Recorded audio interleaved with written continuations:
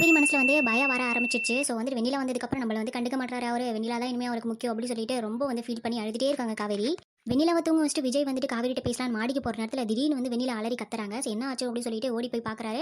அந்த நேரம் பார்த்து தான் காவேரி பார்க்கணுமா? ஸோ அந்த ரூமுக்கு போனதுக்கப்புறம் வெண்ணிலா தான் அவருக்கு முக்கியம். அவ்வளோதான் நம்ம கதை முடிஞ்சிட்டு சொல்லிட்டு ஓன்னு போயிட்டு அந்த மாடியில போயிட்டு உட்காந்து அழுதுட்டு இருக்காங்க. அவங்க அக்கா கிட்டே பேசிட்டு இருக்காங்க. ஆனா விஜய் வந்துட்டு அந்த பொண்ணு கத்துது அப்படின்னு சொல்லிட்டு சமாதானப்படுத்தி தூங்க வச்சுட்டு மறுபடியும் வர்றதுக்குள்ள காவேரி வந்து தூங்கிட்டாங்க.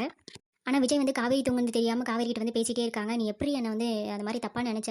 என்னதான் வந்துட்டு அவ என்னோட ஃபர்ஸ்ட் லவ்வரா இருந்தாலும், இப்போதைக்கு நான் உன்னோட புருஷன், நீ என்னோட பொண்டாட்டி. நான் உன்ன எப்படி உன்ன கை விட்டுருவேன்னு நீ எதிர்பார்த்த?" அப்படி சொல்லிட்டு நெறைய பேசிட்டே இருக்காங்க. காவேரி தூங்கிட்டா. "என்ன நீ இவ்வளோ பேசிட்டு இருக்க? எந்த ரெஸ்பான்ஸுமே குடுக்க மாட்ற?"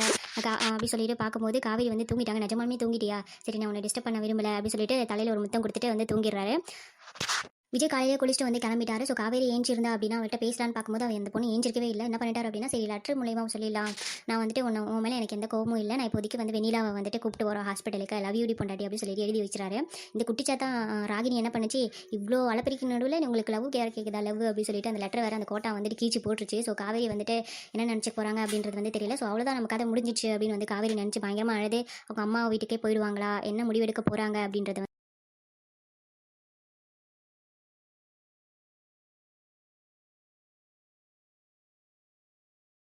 இந்த எபிசோட் எப்படி இருந்துச்சு அப்படின்றத கமெண்ட்ல சொல்லுங்கள்.